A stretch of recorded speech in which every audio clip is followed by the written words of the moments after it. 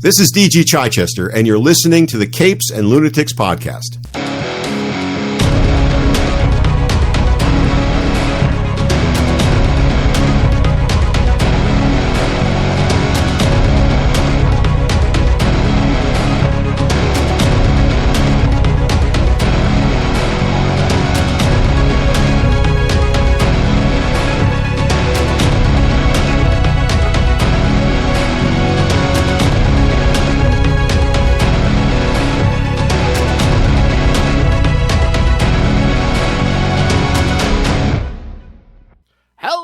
Welcome back to another episode of the Chichester Chats. That's right. It's that time again. It's me, Phil. Lilith is here. Yo. Justin the Owl. Woohoo. And, of course, the man of the hour, the man with the plan, the man who blows up a bunch of S.H.I.E.L.D. recruits. It is Mr. DG Chichester. I'm just going to go with the yo as well. That's yo. That's right, because we're back this time. We're going to talk more Nick Fury, Agents of S.H.I.E.L.D., this time from 25 through 29 from that 80s, 90s run. And yeah, you kind of, this arc, you kind of pulled the wool over everyone's eyes. You're like, yeah, let's start up S.H.I.E.L.D. again. And it's like, no, let's kill a bunch of people. I was just today and yesterday, in the middle of the plotting and scripting for this still unnamed, barbarian comic, and I'm thinking to myself, man, this is way too much stuff going on. There's so many fights and scene changes and everything. And then I reread, this thing, and it's like, no, I guess this has just been like a congenital disease for years because there's so much going on. In this story, they're all over the place and things are blowing up and there's intrigue and, cutaways to Wolverine and, so jam-packing the pages seems to have been, a tendency. So creatively, you've always liked to stay busy. I guess so. I mean, it seems like it works. I mean, I liked a lot of this story quite a bit. So. Yeah, like you said, you got Wolverine, and before that, we got an issue where the Avengers and the Fantastic Four show up. They drop in, say hi. Yep, right. Yeah, we blow up a bunch of stuff, big chunks in New York. Before that was not so fashionable, and yeah, it was all good.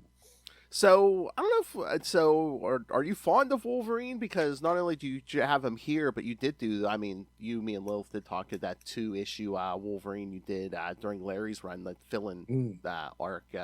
Yeah, that was Wolverine's I think a fun character, and that one came about because for a split second I was part of the Cool Kids Club. I think when Fall from Grace was on fire. And then suddenly I was kind of in with the Ghost Rider office with Night Stalkers, and Bobby was tight with Bob Harris. So there was a split second where I was kind of in that inner circle. And when they needed to fill in, that call kind of came out of the blue, to do those fill-ins. So that was fun. And then when I got the royalty checks, that was even more fun because I had no idea what you would get for a Wolverine issue. But but yeah, he's a fun character, and I did the one shot with Bill Sienkiewicz, on that, which was a very trippy thing called Inner Fury. So yeah, he's definitely an interesting character to play with, and he's got all the right aspects of gruffness and intrigue, and you can throw a reference to his background and play around with it there. So. It wasn't something I sort of set out to do, but I was glad to be able to play with him. And plus, he was obviously a sales. Oh yeah, he's a sales boost. That's what I was gonna say. What was this, early '90s? It's like, hey kids, we got Wolverine over here. Right. It's like, what are you gonna pick from? Punisher, Ghost Rider, Spider-Man, Wolverine. Sales Trinity. Wolverine. Yeah, kind of right. And you've seen, throughout my run on most books, I mean, I was shameless enough to grab everybody I could at one point or another, say, can we use this person here? And no shame. I do want to shout out the art. You could just pass on my thing. Oh yeah, that's great. Butch, the late and great Butch Geis. This So he delivered both cheesecake and beefcake Exactly. in equal measure. There was no equal sexist stuff on either Yeah, because side. I think right above this panel, there's like a lady in a little robe. So Yes. Exactly. Yeah. Something for everybody. And something for everybody, right? So you can't Yeah. you can't fault him going in. And then if you go back, a couple issues, you get his his epic bare-chested Baron Strucker thing, which was not right. written that way, but that's just what he decided to do, which explains the shirtless Baron Strucker in the Black Armor series, because I'd said to Netho, you've got to do an homage to Bush, Yes. and he was all for it. So I love it. Oh, 90s comics. I was gonna say the World War II vet there. That accurate portrayal. nothing like that Infinity formula, boy. Yep.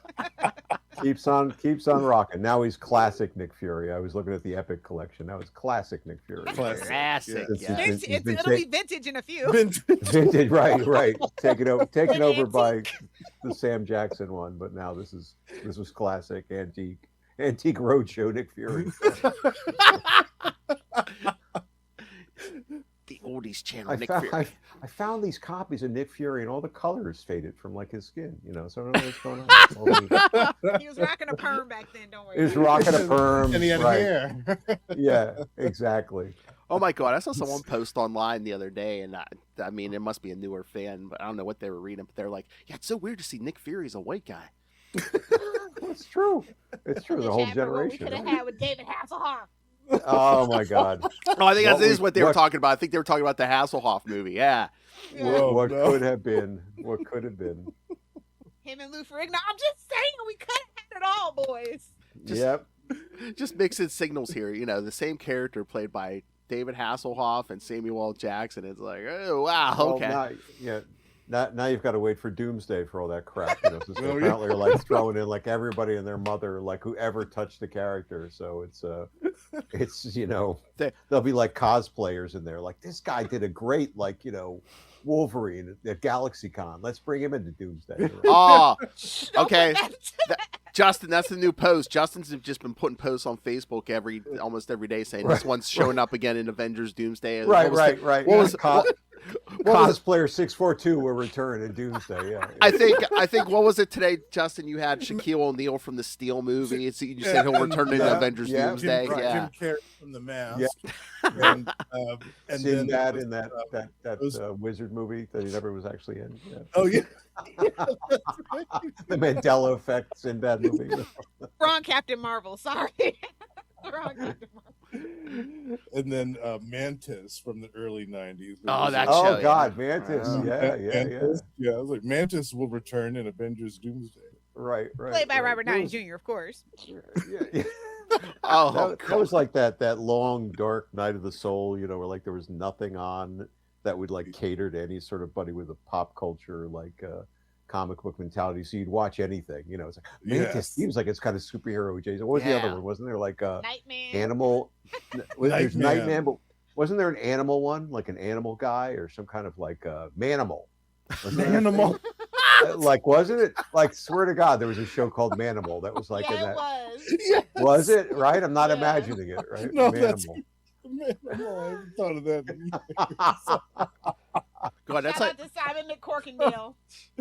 Oh, that's like that. Oh God, what was that 89? That Dolph Lundgren Punisher movie where it's he doesn't even have a skull on him. I think the end of one of his knives has a skull on it. That's the only time you even see the logo in that movie. And he does that whole monologue. Unorthodox. He does that whole monologue. He's like, God, tell me why. Yeah, and they just keep flashing back and go through that tunnel or whatever. Yeah. Why do the innocent suffer and the guilty go free? That's a pretty good Dolph, man. That's good. I will break you. But speaking of, I was gonna say so.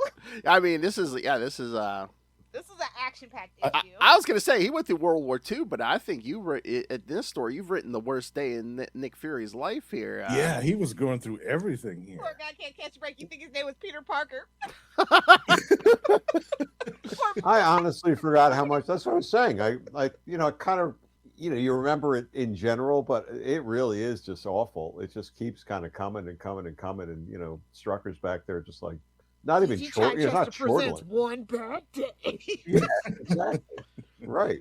It's I know. I mean, again, he gave Nick Fury the worst day of his life, and then it just seems like Strucker's just like on a scavenger hunt. He's like, bring me this Satan Claw, bring me this the core from this old sub. He's like, just Nuclear reactor. Yeah. Yeah. The last panel. Now bring in the second assault. Yes, boys, we got more. right. Isn't that was good? I actually, Yeah. I was like, man, that's a good ending. That's like a good cliffhanger. That was good stuff. Yeah. If I do say so myself, like It it was good. definitely, and he wasn't chortling either. He wasn't like twirling his mustache. He was Yeah, legitimately Like, kind we're of gonna get it done this time, boys. Yeah. like hardcore, right? Yep. He wants results.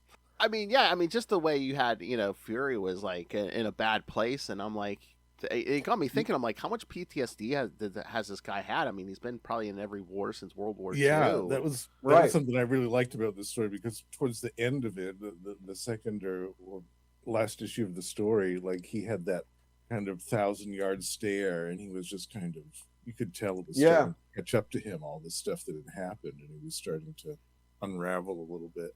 Right. I mean, Yeah, it's bad when Wolverine's like, "Oh, you need to calm down, buddy." Yeah, exactly. When Wolverine is the voice of reason. Maybe the berserker thing doesn't work for you so much. Kind of like When Wolverine's like, "You've gone too far, buddy." Yeah, no. bum. Take a good hard look at yourself. I know. did think at first, I thought that we are going to see 2 eye patches, because this is back when Wolverine was patched. So I thought for a while we were going to see double eye patch action going on here.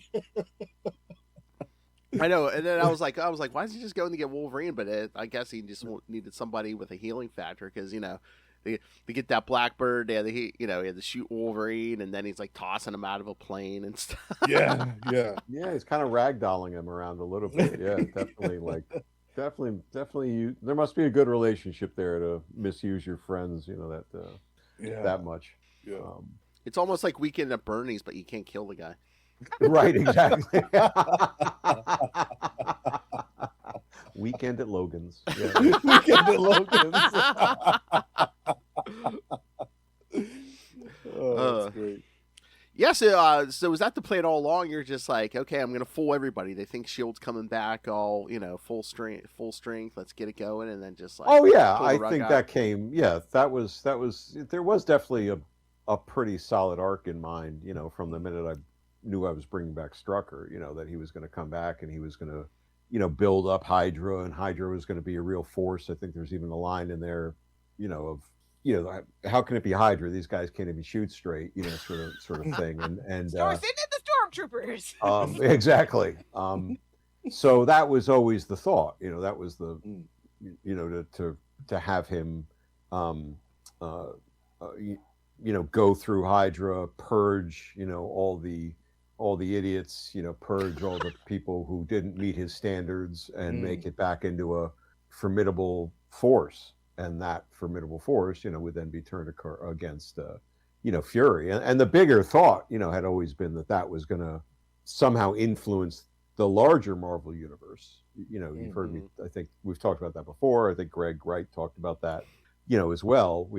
But it ended up being this pocket universe. He and I and maybe 1 or 2 other people conformed to that. And then everywhere else, Hydra were just still a bunch of idiots in purple smocks, who showed up and they were. Look for the I need. leftovers. I need cannon fodder. I need to blow up some people this week. Let's get Hydra, in here or something like that. So they didn't really coordinate it, beyond our little pocket universe. Yeah. But that would have been the editor's job, but the editor wasn't policing it, very much. Yeah, because I was gonna say some of these Hydra characters showed up like in the Von Strucker Gambit, right? And then I know, Yes. like Nick Fury, Right, but I did that. Yeah.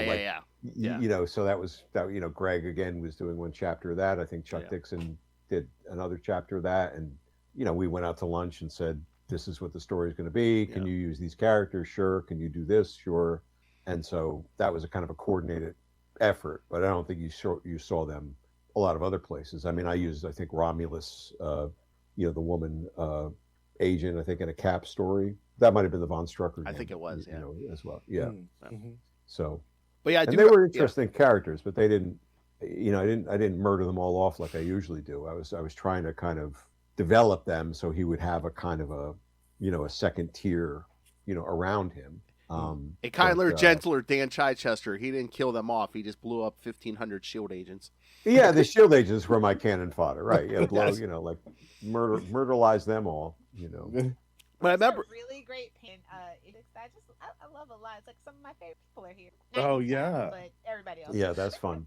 So good. Yeah, that was good. Well, I love the page before when you just see Mjolnir, and that's like that announces everyone's arrival. Yeah, right.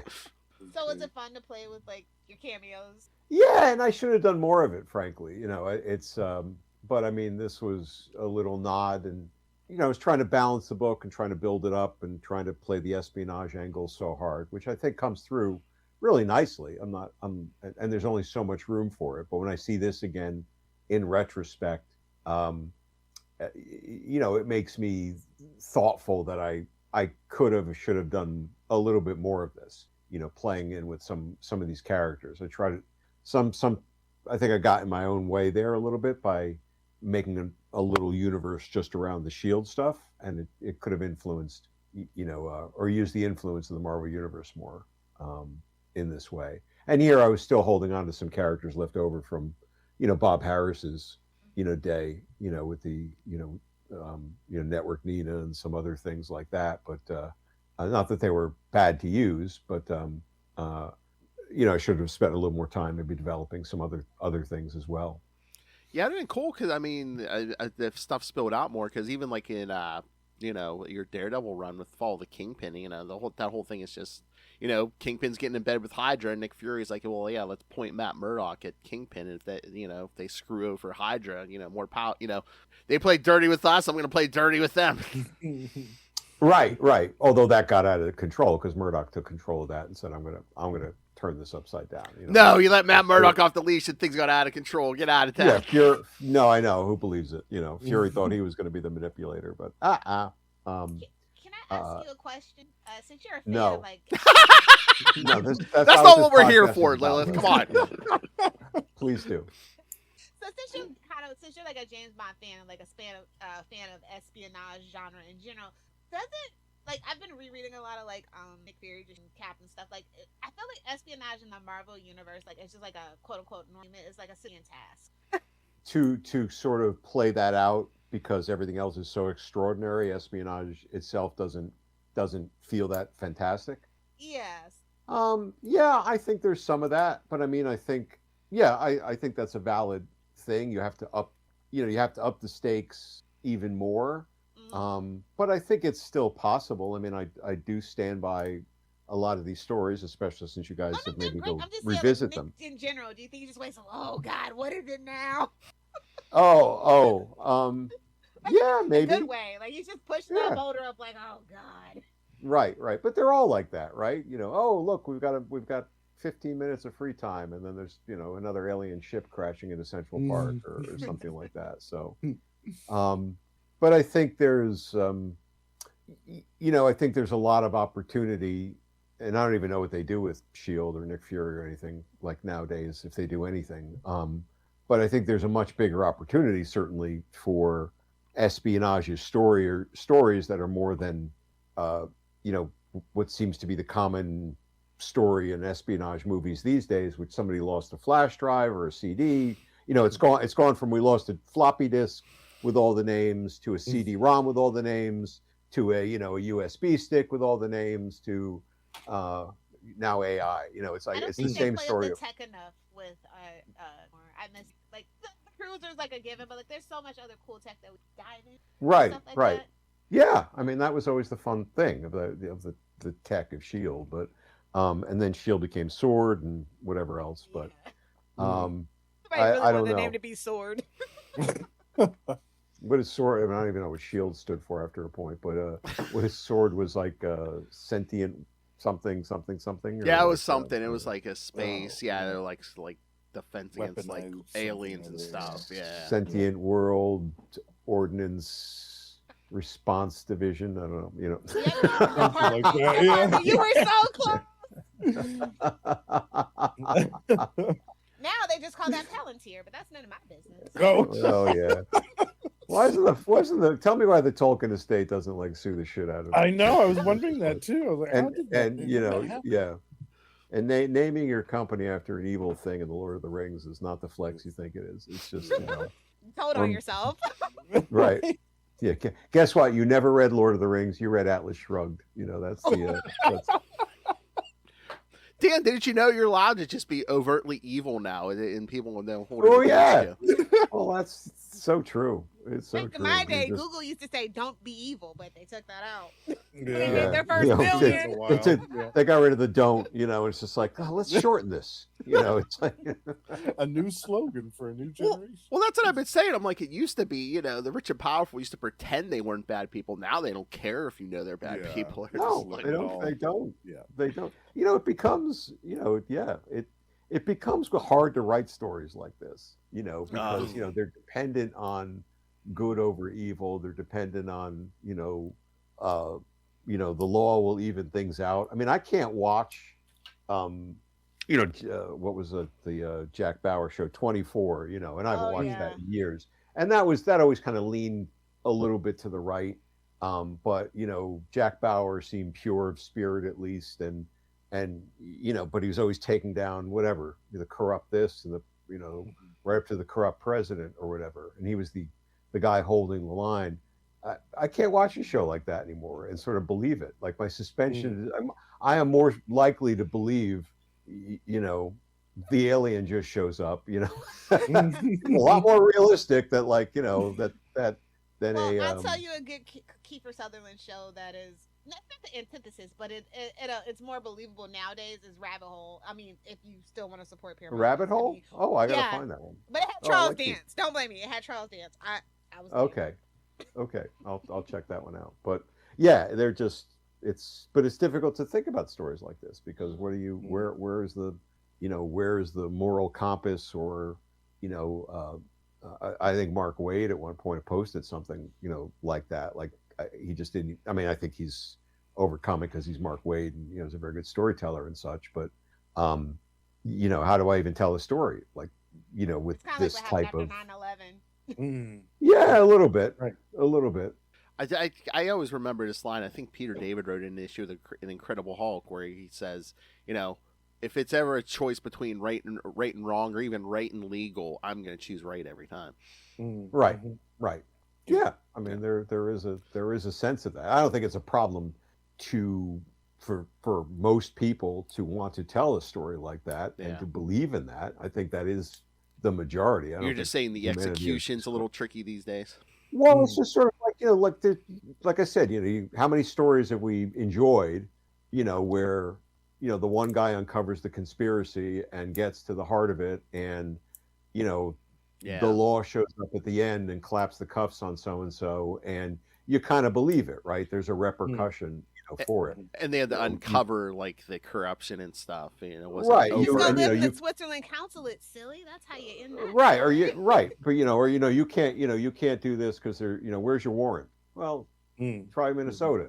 Tell me what that's going on. I know this is taking a weird tack, but I would gladly fly a helicarrier to Minnesota, and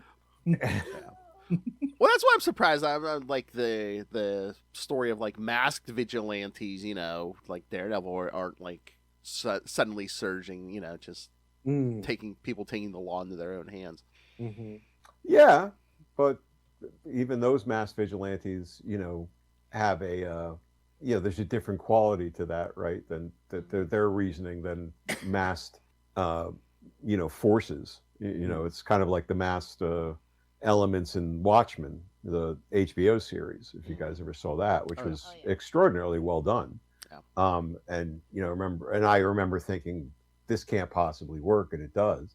Very, very well, I think. And then the masked police force in there, you're sort of like, well, why would they ever do that? Well, here you go. Yeah. Right. Yeah. Anyway, Nick Fury. Anyway, on the issue yeah, like, 27 and all recruitment of a sudden, blowing up 1,500 people doesn't seem so bad, right? or Speaking of explosions, my favorite part was the midair collision. I loved the two I've got a planes shot of crashing that. into each other. That was my favorite.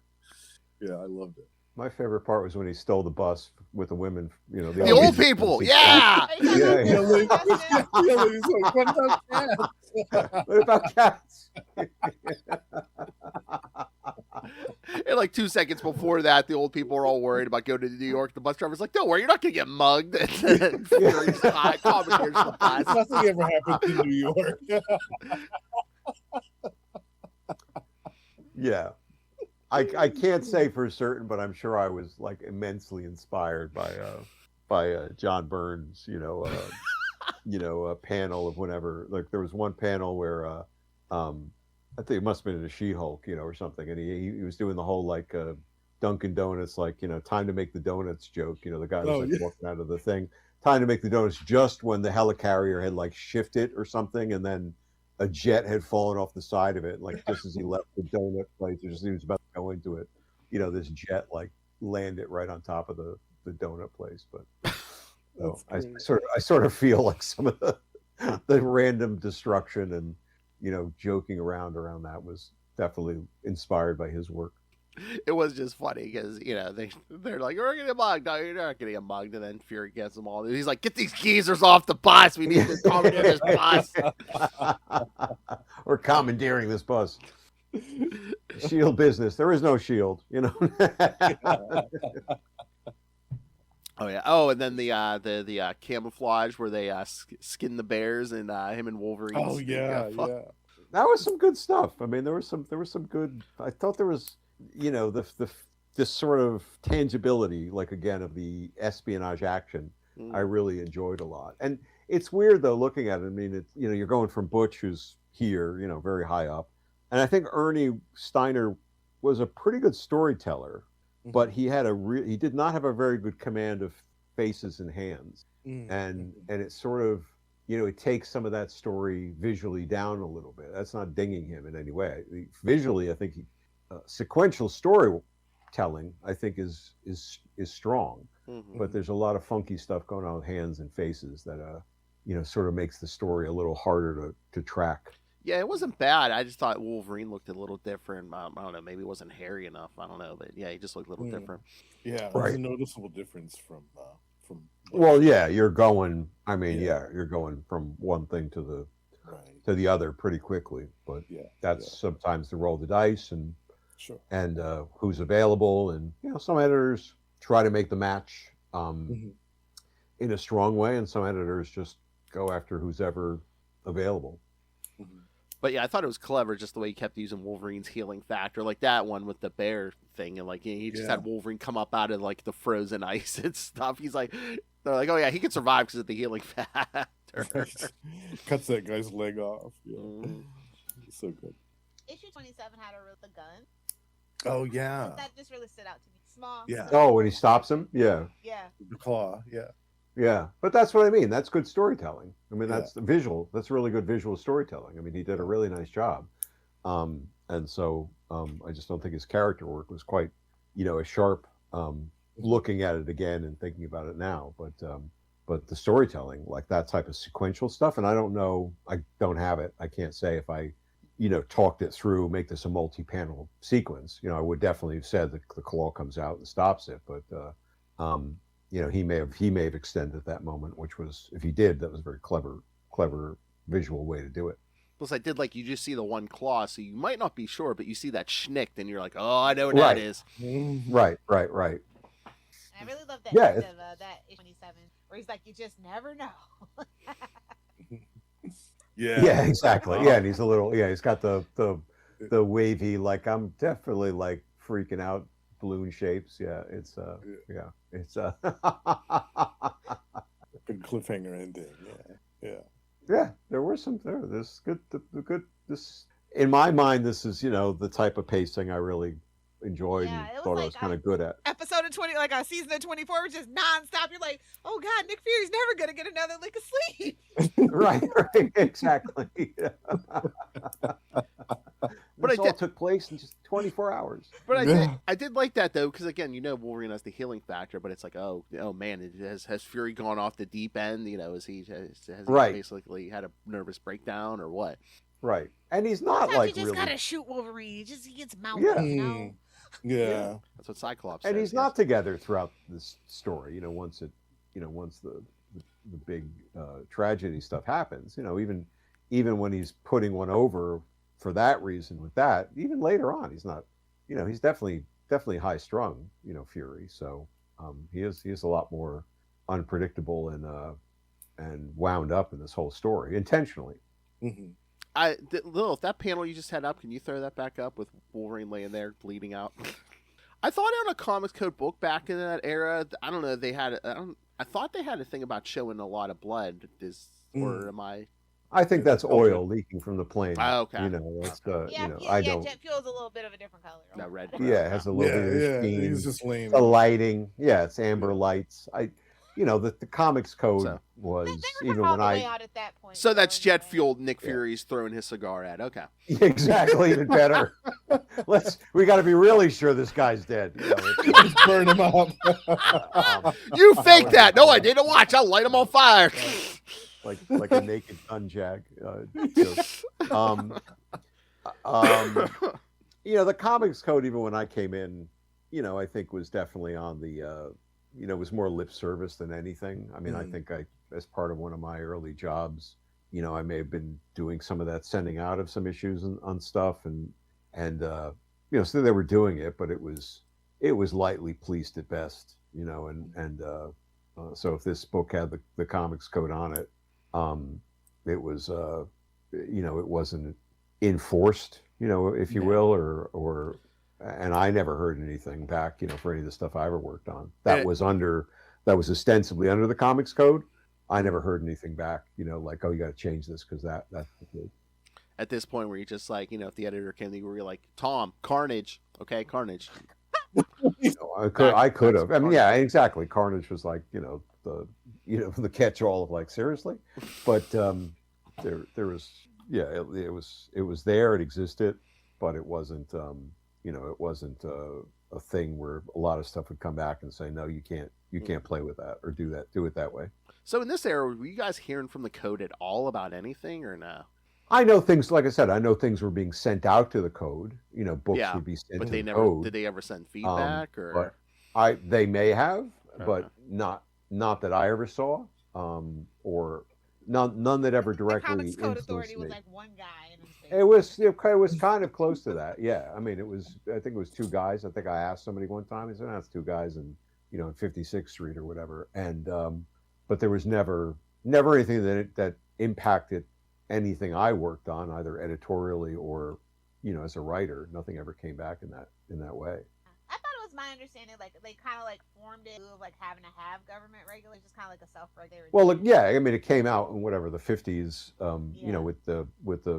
with Frederick Worth, driven to some part by the EC Comics.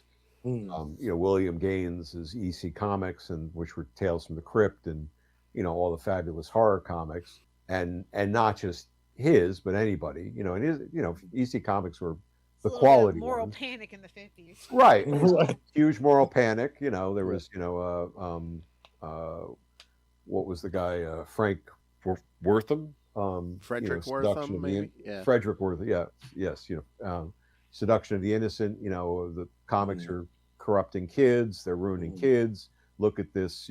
Somebody is, using an arm, chopped off arm as a, baseball bat, in a grisly midnight game.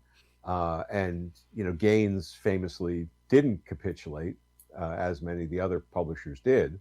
But the capitulation was, Lilith, I believe exactly what you said.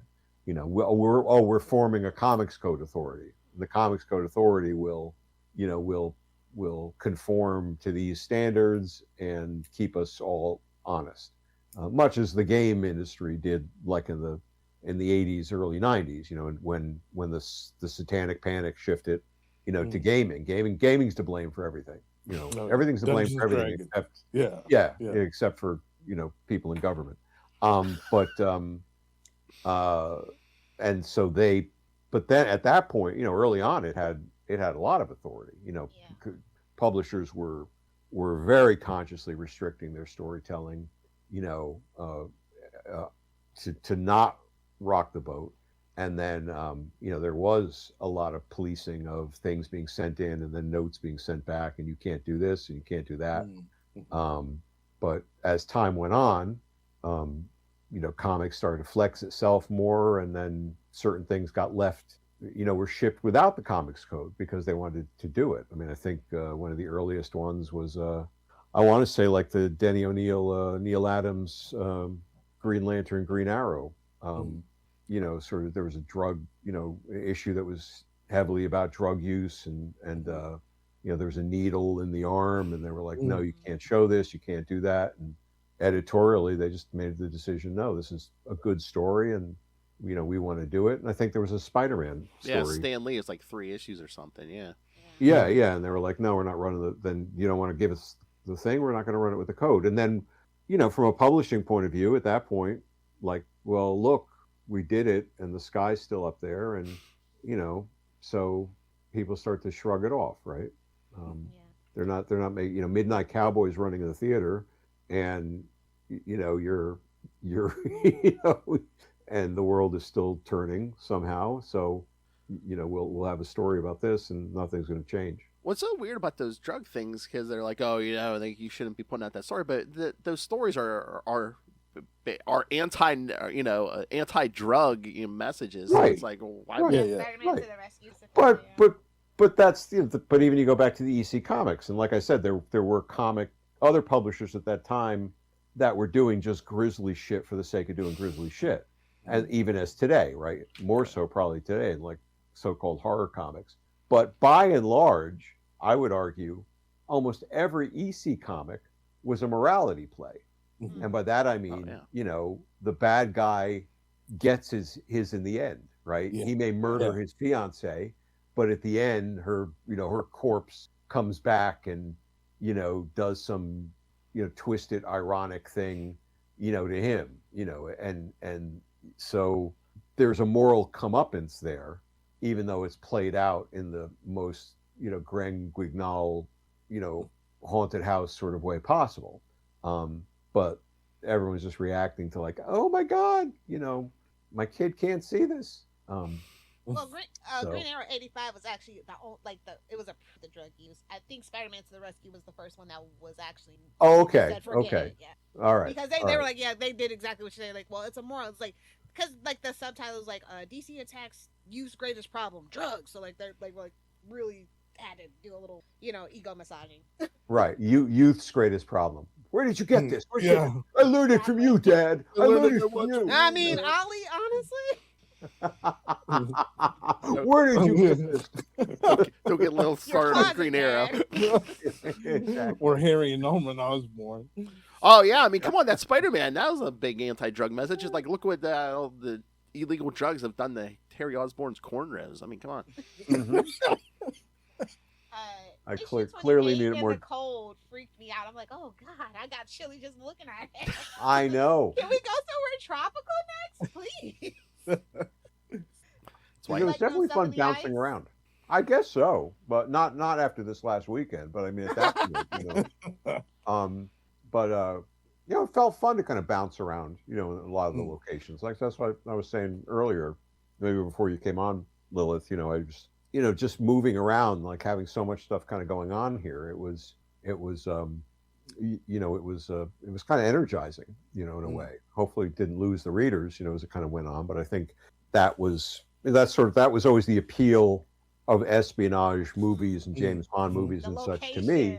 Yes. Right. You know, and suddenly you're like, you know, I mean, if you go back and even watch Goldfinger, you know, to this day, like that opening shot of Miami or something like that makes Miami look like the most glorious place on the planet. You know, don't come here now. Not 2026. No, but you know, but you know, they had a way of, it felt like a travelogue, and not that the Arctic was a travelogue in that way, but it's kind of nice to sort of switch out things and give like scope to the story, right? Oh my God, and that's that's where you kind of compete with, oh, we're not in space, we're not in the danger room with the X-Men, but we're in all these fantastic locations and secret bases and hidden caves with nuclear powered whatever's in them. And don't forget sharks with lasers on them. Yes. Sharks with frickin' lasers. How about no? Just love that. It's like this little breath. Oh, soundboard, nice. Yeah. But no, I like this scene too. Like Lilith has up after Fury crashes the plane. So Hydra's not in a good place either. They're like, oh yeah, half our guys are dead, half our equipment's broken. Right. You don't mess with the cold, man. Yeah. Well, I think it was gravity that killed the impact and gravity that killed most of them. Love. But no, and it was like, and again the way, and again it was such a like a edge of your seat thing too, because it's like just the mind, you don't know what mindset Nick Fury's in, and then this desolate location, you're like, well, people could just like, Fury might just try to blow everyone up or do something, something, right. And it's like they don't have to worry about collateral damage. Right. Mm-hmm. Go out in a blaze of glory. Mm-hmm. I thought he was almost going to try that with that plane until he ejected. Yeah. Yeah, the only thing I think I regret is the Bruce Willis joke. Bruce Willis. That was lamely topical, like, or not topical, but just culturally, like, oh look, this is that felt like it kind of took it out of the story, but you go with the moment sometimes. The cover. That's a pretty good cover. Yeah. Oh yeah. Oh, we got a polar bear to keep warm. All right. Yeah. I thought they smelled bad on the outside. Exactly. Yeah. I was happy to see the return of Romulus and Guillotine, because I remembered with great fondness the Von Strucker Gambit. And I remember too, when I first read the Von Strucker Gambit when it was coming out, I had just learned in school about some Greek myths, and in particular the story about the three Furies was something that interested me a lot.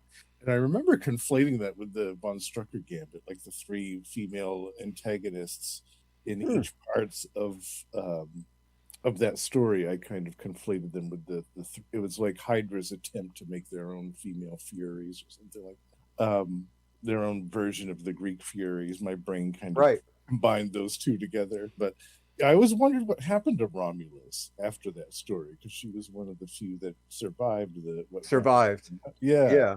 I mean, this came after it, I think.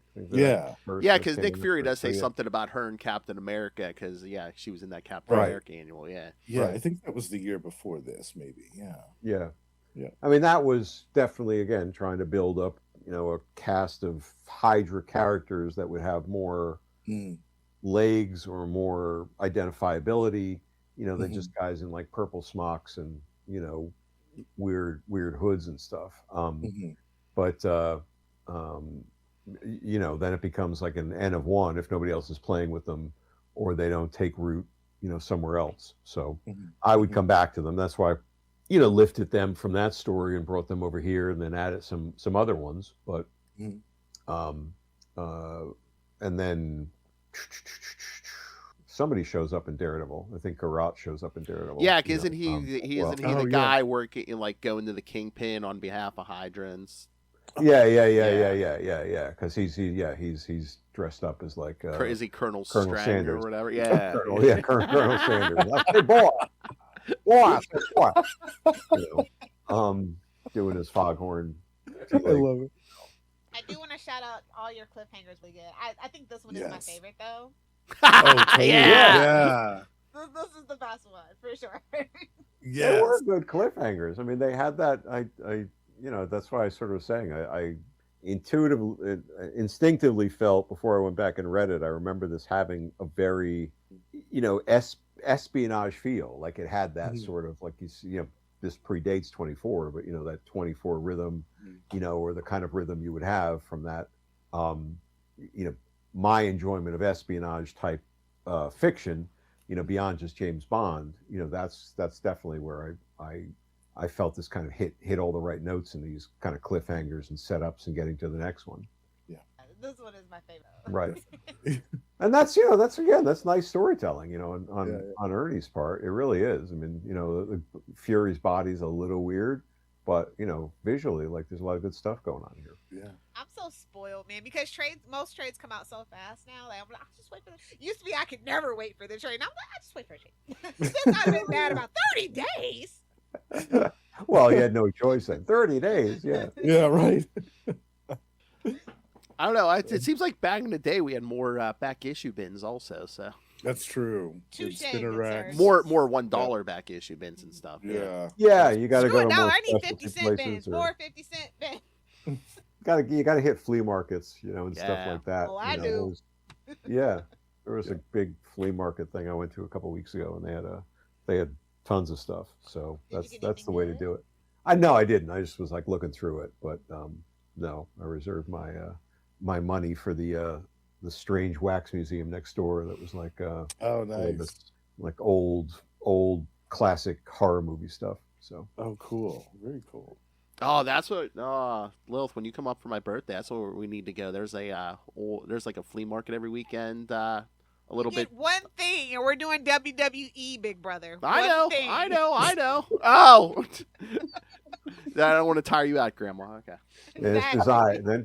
Then it is decided. Apparently, that I was is gonna it. say I'm Yeah, just teasing. there's like a flea market every weekend down the road here. It's like in an old movie one of those big movie theaters, the multiple screen movie Oh, yeah. theaters. Went out of business years ago, but yeah, they just like turned it into like a big flea market. People can buy spots and stuff, and That's cool. Those are the best. I mean, this one I went to was like one of those ones where I guess they had semi-permanent vendors. In a bunch of the spots. You bought the spot, Yeah. but jam packed with a lot of cool stuff, not just pop culture stuff too, like antique stuff, but good range. But you end up buying stuff that do I need that? No, but it's so cool. What can I do? but we're talking about the collections and the back issues. But yeah, this is also on Marvel Unlimited. So if anyone wants to read this, you can read the also whole There you on go. Unlimited, yes. Yeah. But I feel like this story, more than any other espionage story, is deserving of the title Cold War. Oh yeah. Oh, absolutely. There you go. Yes. Yeah. It's literal on the nose, yes. Yes. Yeah. Like, I don't know if literally this one feels is- like the movies I grew up watching with my dad. There's That's this one good, though. shot in no, totally good. In 29, that I'm just like, yeah, I just know I've seen it. Right. Without it It's being the a ripoff. submarine I mean, shot. This is yeah. my favorite part That- of 29. Oh, yeah. yeah. So cool. That definitely like has that. when you like, can sort of, work a like, submarine in, work it in. Yeah. It's always there, right? The Hunt for Classic. Baron And Strucker. And the Ruskies, right? This is Exactly. right, The rest and in this the is like bag. Yeah. yeah, the Ruskies, the Magna. But yeah, I mean, this is definitely like reading a lot of Tom Clancy, Hunt for Baron Strucker. Right. Yeah. little bit of that too, all of it. Yeah. A lot of The fun. Saints and That's a Fall. lot. Yeah. Fun one to revisit. Yeah. Very cool. But no, I mean it's good. It's not only is it like a straight up espionage story, but it is. I mean, it's in the Marvel universe. Mm-hmm. Right. You get stars, Right. you get Right. absolutely. And that's always, I mean, that was always the fun thing about the Marvel universe. You could turn the dial up or down, right? And it could have cosmic stakes. It could have, very personal, stakes. And you could play the adventure against that backdrop, a lot of different ways. And there's that opportunity there. I think a lot of people still do it, with that way. But I don't read everything, so I don't know. I mean, again, this must have been a fun series to work on because, like you were saying, the espionage, you get to travel the world. Because at this point in Marvel, most of those books were centered in New York. So Yeah. Yeah, New York was, New York, what? so crowded. Get out of New York. Yeah, you had all the books in New York. Too. All the books in Right. New York. You had West Coast Avengers. But yeah, I mean, pretty much the rest of the world was wide open. I remember writing a line in the Terror Incorporated series of something. It was like, well, why don't you work in New York? It's like it's too crowded. It's like it's money to be made in New York for mercenaries. It's crowded. Well, There's a superhero on every block. Well, that's what we talked about before. It's like, it's like if you're a bank robber, why would you go to Gotham City or something? It's like, why don't you hit like Idaho or something? First of all, ain't no money in the Gotham Bank. Right. Well, these days, no. But I'm gonna go cool off in like Bloodhaven, or something like that. Because that sounds like a soothing experience. I was like, I love Central that City, line. baby. They rob bank. They gotta understand it with the Flash. That's where I would go. They gotta understand it. Vacation in sunny. He'll talk to you and then take you to where you got to go. Yeah, this is a fun ride. Great choice. Oh, thank you. Yes. Good. Very cool. Yeah, this is super fun. I did the easy part. He wrote it. I just did like, what should we pick? I don't know if this one was. I know I have one other, like, unless it's somewhere else. I have one Nick Fury like epic collection on my shelf. I don't know if they collected this one in the epic books. I don't know. I was looking for a collection. And I see I don't know if it's in. There's a collection, and it looked like there was at least 2 or 3 volumes. It's called Classic. It's like Classic Nick Fury. Right. I have one of those at least. Maybe I haven't the other ones like somewhere else, but on the shelf nearby, I couldn't find this particular one. But so I had to pull out the originals. So I mean, I could see them if not before, they probably reprinted it. Sometime during the MCU once Sam Jackson. Yeah. They seem to have gone through most of that stuff and found a way to collect most things at this point, which is nice. Which by sometime between now and December, they're going to reprint every Doctor Doom story ever told. I'm sure. Yeah. Right. And those will all possibly be better than Doomsday. But well, I mean, again, it's for the best. Not just comics, but like literature in general. Like, aren't the book or the comic always better than the movie? No, Shout out to Fight Club movie. Shout out to Fight Club movie. Well, the majority of the time, equal in different ways. Like I love Silence of the Lambs the book. I love Silence of the Lambs the movie. I think they're both like extraordinary. But I think I'm just saying I just have no. Yeah. I have zero faith in multiverse stories at this point. So, and they seem to be leaning so freaking hard into multiverse, but they'll be following the Mandalorian and Grogu. So anything next to that may, be a classic based on the trailers alone. Well, hopefully this is the last of the multiverse. I think they're just doing this to, recast everyone as 20-year-olds. But who cares about it? Like that's the problem, right? The multiverse is like a non-starter. The only way to make it relevant is if you destroy everything else. And if you destroy everything else, then it's like basically you're saying Heroes Reborn, you say? Shut your mouth. Like, how about just do, come up with like a cool freaking story and just like run with it somehow. It's not like there's any shortage of them. I think they want they want to recast everyone, but they don't want to like restart a new Marvel universe or whatever. So it's just like, oh god. I guess a back to basics, superheroes and supervillains fight.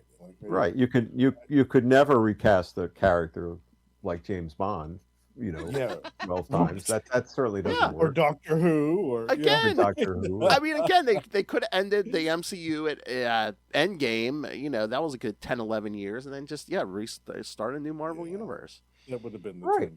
Right. We're just, but whatever. I mean, I'll be there. I'll see it. I'm sure. But I'm just having, I'm having no. I get no juice. From any of these teasers or trailers or anything, seems like a big nostalgia trip, and it deserves more than that. Right, fan service. Yeah. On that note, well, I guess we're done. Okay. Lilith is sobering up. I guess we're done. No, I am always sober for Chichester Chats. I just want to make that clear. That's an accomplishment. All right. So next time, of course, it's going to be March. So I've been waiting.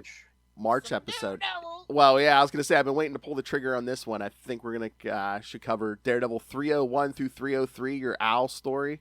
Ooh. Okay. Owl story is weird. It's kind of good. Yeah. Let's check that out. It's like, okay, the Kingpin has fallen. Now what do I do? Oh, God, you made a terrible mistake. Yeah, he was holding the city together. Wait a minute. I ran out of my outline. Now what do I do? Yeah, that's cool. All right, let's check that out. That's fun. Cool. All right, and what should we promote? Any updates on the TBD sword and sorcery story? Well, the first one's, like I said, it's kind of the artist is finishing up the last one. It looks fantastic. I almost got Dimitrios, the publisher of Black Box, to agree on a title, but he hasn't really. Because I said I want to do something with it. But I'm working on there's a volume 2 of that, which I'm working on already. So there's going to be at least 2 of those. So I'm in the process of writing that, and then they I turned in the Alien story with them, and they like that too. So he's looking for an artist on that. But I imagine, I don't know what all his particulars are, but I imagine based on where they are with the Barbarian Sword and Sorcery one, I would think the summer would seem like a good time that might come out. But always a good time for a loincloth in the summer. Exactly, yeah. But I don't know what his, there's distribution, there's, financial things. So I'm not in control of that. And distribution wise, he's not in control of it 100% either. So that's a tricky thing with a smaller publisher, but it does look fabulous. And,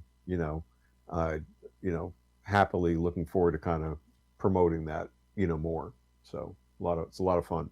And we're looking forward to it. Yeah, oh yeah. I can't wait to talk about it. And you do have con appearances this year, I believe. I do. First one up will be in March. If anybody is in Raleigh, I think that's the first one, GalaxyCon down in Raleigh. So I'll be there whenever that weekend is. I think it's the 19th through the 22nd. I think it's a 4-day con, and been to that show before, and it's always a lot of fun. Good people down there. So it'll be fun to kind of return that way. Street Riders is on sale, still. If you guys want to check out some writing tips and tricks. And barcode right there, kids. Barcode, so much more efficient than me. And then I think I mentioned last time I was working on this prose story for this. Did I mention this for the Stan Brereton collection? Yeah. So I wrapped that up, and they accepted that. So that'll be out in June. Kind of cooking along on a few of those fronts. Very good. Nice. Yes. All right, guys. Thank you, sir. Thank you for your time as always, and thank you for this story. All right. Always a fun Wednesday. You folks stay well. All right. We'll see you soon. Get to the owlcopter. Exactly. Get your talons. Come on, Raptors, go. All right. Take it easy. All right. Thank you, sir. Bye-bye. I can't wait for that story. I love it. What, the Daredevil one? Yeah. Oh yeah, Justin, you gotta join us. Get some owl on owl action. Absolutely. Yeah. I haven't read that one. Yeah. I'm excited. It's hilarious. I'm excited. Yeah. Oh yeah. Spoilers. All right. Well, speaking of shameless plugs, don't mind if I do. That's right. Again, we're not a fancy famous writer like Mr. Chichester. Every little bit of support helps. So, but again, send us your thoughts. Again, if you have questions for Mr. Chichester, so you can send them for the Nick Fury story, for the upcoming Daredevil. Get your no prize. Again, some comments. Yeah, again, it's Daredevil 301 through 303. I don't know if they've collected that yet, but it is on. I know it is on the Marvel Unlimited app. So, so read it, send in your questions. Email us CapesandLunatics@gmail.com or call the voicemail 614-382-2737. That's 614-38-CAPES. And you can follow us on all social media, including Reddit, TikTok. We have our Substack now, just like Dan has his Substack. So follow along there. And again, help support us by buying merch at TeePublic or Spring, including the new Capes Lunatics logo, the new Podfather Phil logo, the new Lost Library of Legends logo. Yes. Yeah. I love it. Now we need a logo for Lilith. I think. Oh, again. I'm not allowed to have a logo. Sorry. Why? I don't think we're gonna put cock and balls on it. No, we did. No. In a leather electrified cage. I don't think we're doing that. A burning 69 and just Lilith the Lilith Hellfire Club. Or it could be sparkly quantum tentacles. Yeah, you know what? Yes, there we go. We each get our own little logo. Kristen gets a kangaroo. Yes, yes. Yeah. So, no, in front of a lectern. Giving a lecture. That's her logo. Oh my God. Who said that? So what's this logo going to be for shining, sparkly quantum tentacles? Just shiny, sparkly quantum tentacles. The more Eldritch horror, the better. Just saying. Little character, little cartoon, little Hellfire in the corner saying, "Hentai is an art form." Exactly. Exactly. Oh. I don't think those are tentacles. All right. It's not just an art form, it's a way of life. Oh my. And speaking of Lilith Hellfire and her needs, she needs you to just rain random money on us through the Cash App link. It's 2026. Shrinkflation is getting us, boys. Give me the money. Gimme. StreamYard's really sticking it to us. Lilith needs new circuit boards for her experiments and artificial lovers. So rain random money on us. If I get the prototype working, it's gonna be cheaper than your big boy corporations. I'll make sure of it. Yeah. Just saying. Lilith has to build them. Love for everyone. Okay. Lilith has to build it, test drive it, and then build the name more and have Justin test drive that. That's right. Full review from me. Oh my. The 9-inch review, did you say? That's an awfully big rod he's got there. You people are ridiculous. Seacock. All right. Anyway, yes, and of course the Patreon. Please subscribe to our Patreon. Not only do you get at least one exclusive uncensored episode every month, but now you get all of our normal episodes early. Like if you're listening to this on the podcast, Can't wait if you're impatient. could have got this one early. Yeah, could have heard all this nonsense early. So. Subscribe to the Patreon. Go to patreon.com/CapesandLunatics. Fucking crazy. Hey, have you given Kristen and Ray their certificate? Yeah, I Emailed emailed to them. Yes, I did. Did they like them? Yes, yeah. Ray, I think Ray made some kind of comment about collecting them all, and I'm like, that's the only one. And I'm thinking, oh god, I mean, we can make for Ray because he's a patron. We can make some more for him. like We'll one, have like one for yeah, each person. Yeah. yeah. I was almost like, oh god, do we need to make like trading cards or something? You know what? We'll workshop that when I come down for your Yes. I love that idea. At least a Love card that. for each of us. Yeah. Yeah. And of course, the puppet and Charlie get some. Yeah. The puppet and Charlie, yeah. Chichester. We'll do all the legends like Maz Manzor, Matt Kona. Oh, yeah. yeah. We'll do all the legends. Just Rob in a robe for the hell of it. It's our origin story. You know, you can't understand this without our origin story. Rob in his tattered bathrobe. Why did your eye drift over to my box? All right. Where was I? Plugs. And again, this Justin the Owl. You'll know him, you love him, but you need more of him. So, Justin, tell them where they can find you on the. What are you doing on the Lost Library of Legends? Lost Library of Legends. You can find me every month talking about some obscure and forgotten comic book gem from the past. There's quite a few from the 90s, but it's a little bit of a smorgasbord of everything. Yes. But We're going back to the 90s here, bitch. Frequently. And you can also catch him on the Return to Predator and Prey podcast. That's true. Me and Ray have reactivated Predator and Prey, the Yucha podcast, and we just put up a new they're episode. roaming the galaxy without supervision, Phil. Yes. Yep. We're roaming, and we just did a review of Killer of Killers, a great animated anthology, which is available on Hulu now. Yes, Ray has loosened his grip on that deck and has time for a little bit of podcasting He now. heard some competition was coming from me, so you know he's like, let me get a backup. Get a backup stream of it coming. The big finish. Jazz hands. So yes, Justin, has also been podcasting, yes, with the Hard Master. Ray plays games on YouTube. Mr. Strongest Wrist Down Under. Strongest wrist The down under. ampersand sent you. The hard master. We wanted to see the iron grip that Capes and Lunatics talked about. All right, and of course you can help support Kristen, who is an educator, by buying Dick Grayson, Boy Wonder on Amazon. Bless her soul. Yes, learn all the secrets of Dick Grayson. Again, you will learn something. And again, I'm not just a promoter. I am a reader also. Can't wait to get my signed copy. I'm gonna say it every time till I get it. Oh God, we're gonna need a Capes and Lunatics con. Yes. Kristen just signing copies of the book. I love that idea. I'm gonna make her sign "You don't know Dick." Nobody told Kristen. Have a male beauty pageant. Have Justin and his biscuit Oh yeah, biscuit contest. I love that. Yeah, I'll have a edibles tasting yeah. table. Oh yeah. 21 plus. 21 plus. Oh Perfect. my! Just We me need and to make this Justin. happen. Well, I was gonna say you're gonna have to be a judge at the biscuit contest, also, Lil. Of course. Yeah. I'll We be gotta ready make with this my happen. oil and Oh, or jello. oh or my. cream corn. Or cream corn. I don't know. If it feel, see how I feel.